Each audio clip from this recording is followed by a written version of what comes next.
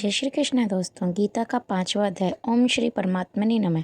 उसके उपरांत अर्जुन ने पूछा, हे कृष्ण, आप कर्मों के संन्यास की और फिर निष्काम कर्म योग की प्रशंसा करते हैं, इसलिए इन दोनों में एक जो निश्चय किया हुआ कल्याणकारक होवे उसको मेरे लिए कहिए। इस प्रकार अर्जुन के पूछने पर श्री कृष्ण महाराज बोले, हे अर्जुन, कर्मों का संन्यास अर्थात मन, इंद्रियों और शरीर द्वारा होने वाले संपूर्ण कर्मों में कर्तापन का त्याग और निष्काम कर्म युग अर्थात समतत्व बुद्धि रूप से भगवत कर्मों का करना, ये दोनों ही परम कल्याण के करने वाले हैं। परंतु उन दोनों में भी कर्मों के संन्यास से निष्काम कर्म योग साधन में सुगम होने से श्रेष्ठ है। इसलिए हे अर्जुन, जो पुरुष न किसी से द्वेष करता है न किसी की आकांक्षा करता है, वह निष्काम कर्म योगी सदा सन्यासी ही समझने योग्य है। क्योंकि राग द्वेष आदि द्वंद्वों से रहित हुआ पुरुष सुखपूर्वक संसार रूप बंधन से मुक्त हो जाता है। हे अर्जुन, ऊपर कहे हुए संन्यास और निष्काम कर्म योग को मूर्ख लोग अलग अलग फल वाले कहते हैं, न कि पंडित जन, क्योंकि दोनों में से एक में भी अच्छी प्रकार स्थित हुआ पुरुष दोनों के फल रूप परमात्मा को प्राप्त होता है। ज्ञान योगियों द्वारा जो परम धाम प्राप्त किया जाता है, निष्काम कर्म योगियों द्वारा भी वहीं प्राप्त किया जाता है। इसलिए जो पुरुष ज्ञान योग निष्काम कर्म योग को फल रूप से एक देखता है, वहीं यथार्थ देखता है। परंतु हे अर्जुन, निष्काम कर्म योग के बिना संन्यास अर्थात मन, इंद्रियों और शरीर द्वारा होने वाले संपूर्ण कर्मों में कर्तापन का त्याग प्राप्त होना कठिन है। और भगवत स्वरूप को मनन करने वाला निष्काम कर्म योगी परब्रह्मा परमात्मा को शीघ्र ही प्राप्त हो जाता है। वश में किया हुआ शरीर जिसके ऐसा जितेंद्रिय और विशुद्ध अंतःकरण वाला एवं संपूर्ण प्राणियों के आत्मरूप परमात्मा में एकीभाव हुआ निष्काम कर्म योगी कर्म करता हुआ भी लिपायमान नहीं होता है। अर्जुन, तत्व को जानने वाला सांख्य योगी भी तो देखता हुआ, सुनता हुआ, स्पर्श करता हुआ, सूंघता हुआ, भोजन करता हुआ, गमन करता हुआ, सोता हुआ, श्वास लेता हुआ, बोलता हुआ, त्यागता हुआ, ग्रहण करता हुआ तथा आंखों को खोलता और मीचता हुआ भी सब इंद्रिय अपने अपने अर्थों में बरत रही हैं। इस प्रकार समझता हुआ निसंदेह ऐसे माने कि मैं कुछ भी नहीं करता हूँ। परंतु हे अर्जुन, देह अभिमानियों द्वारा यह साधन होना कठिन है और निष्काम कर्म योग सुगम है, क्योंकि जो पुरुष सब कर्मों को परमात्मा में अर्पण करके और आसक्ति को त्याग कर कर्म करता है, वह पुरुष जल से कमल के पत्ते के सदृश पाप से लिपायमान नहीं होता। इसलिए निष्काम कर्म योगी ममतत्व बुद्धि रहित केवल इंद्रिय, मन, बुद्धि, शरीर द्वारा भी आसक्ति को त्याग कर अंतःकरण की शुद्धि के लिए कर्म करते हैं। इसी से निष्काम कर्म योगी कर्मों के फल को परमेश्वर के अर्पण करके भगवत प्राप्ति रूप शांति को प्राप्त होता है और सकामी फल रूप में आसक्त हुआ कामना के द्वारा बांधता है।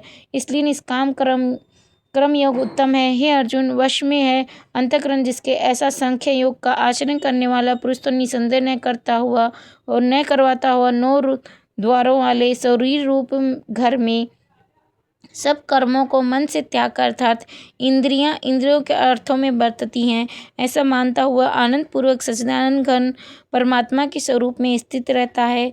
परमेश्वर भी भूत प्राणियों के न कर्तापन को, न कर्मों को तथा न कर्मों के फल के संयोग को वास्तव में रचता है, किंतु परमात्मा के सकाश से प्रकृति ही बरतती है, अर्थात गुण ही गुणों में बरत रहे हैं। सर्वव्यापी परमात्मा न किसी के पाप कर्म को न किसी के शुभ कर्म को भी ग्रहण करता है, किंतु माया के द्वारा ज्ञान ढका हुआ है। इससे सब जीव मोहित हो रहे हैं, परंतु जिनका वह अंतःकरण का अज्ञान आत्मज्ञान द्वारा नाश हो गया है, उनका वह ज्ञान सूर्य के सदृश उस सच्चिदानंद घन परमात्मा को प्रकाशता है, अर्थात परमात्मा के स्वरूप को साक्षात्कार करता है। हे अर्जुन, तद्रूप है बुद्धि जिनकी तथा तद्रूप है मन जिनका उस सच्चिदानंद घन परमात्मा में ही निरंतर एक ही भाव से स्थित जिनकी ऐसी तत्परायण पुरुष ज्ञान के द्वारा पाप रहित हुए पुनरावर्ती को अर्थात परम गति को प्राप्त होते हैं। ऐसे वे ज्ञानी जन विद्या और विनय युक्त ब्राह्मण में तथा गो, हाथी, कुत्ते और चांडाल में भी समभाव से देखने वाले ही होते हैं। इसलिए जिनका मन समतत्व भाव में स्थित है, उनके द्वारा इस जीवित अवस्था में ही संपूर्ण संसार जीत लिया गया, अर्थात वे जीते हुए संसार से मुक्त हैं, क्योंकि सच्चिदानंद घन परमात्मा निर्दोष और सम है। इससे वे सच्चिदानंद परमात्मा में ही स्थित हैं। जो पुरुष प्रिय को अर्थात जिसको लोग प्रिय समझते हैं उसको प्राप्त होकर हर्षित नहीं हो और अप्रिय को अर्थात जिसको लोग अप्रिय समझते हैं उसको प्राप्त होकर उद्वेगवान न हो, ऐसा स्थिर बुद्धि संशय रहित ब्रह्मवेत्ता पुरुष सच्चिदानंद परब्रह्मा परमात्मा में एक ही भाव से नित्य स्थित है। बाहर के विषयों में अर्थात सांसारिक भोगों में आसक्ति रहित अंतःकरण वाला पुरुष अंतःकरण में जो भगवत ध्यान जनित आनंद है उसको प्राप्त होता है। वह पुरुष सच्चिदानंद परब्रह्मा परमात्मा रूप योग में एक ही भाव से स्थित हुआ अक्षय आनंद को अनुभव करता है। जो यह इंद्रियों तथा विषयों के संयोग से उत्पन्न होने वाले सब भोग हैं वे यद्यपि विषयी पुरुषों को सुखरूप भासते हैं तो भी निसंदेह दुख के ही हेतु हैं अर्थात आदि अनंत वाले अर्थात अनित्य हैं। इसलिए हे अर्जुन, बुद्धिमानी विवेकी पुरुष उनमें ही नहीं रमता जो मनुष्य शरीर के नाश होने से पहले ही काम और क्रोध से उत्पन्न हुए वेग को सहन करने में समर्थ है। अर्थात काम क्रोध को जिसने सदा के लिए जीत लिया है वह मनुष्य इस लोक में योगी है और वही सुखी है। जो पुरुष निश्चय करके अंतरात्मा में ही सुख वाला है और आत्मा में ही आराम वाला है तथा जो आत्मा में ही ज्ञान वाला है, ऐसा वह सच्चिदानंद घन परब्रह्मा परमात्मा के साथ एक ही भाव हुआ सांख्य योगी शांत ब्रह्मा को प्राप्त होता है। नाश हो गए हैं सब पाप जिनके तथा ज्ञान करके निवृत्त हो गया है संशय जिनका और संपूर्ण भूत प्राणियों के हित में रति जिनकी एकाग्र हुआ है भगवान के ध्यान में चित्त जिनका, ऐसे ब्रह्मवेत्ता पुरुष शांत परब्रह्मा को प्राप्त होते हैं।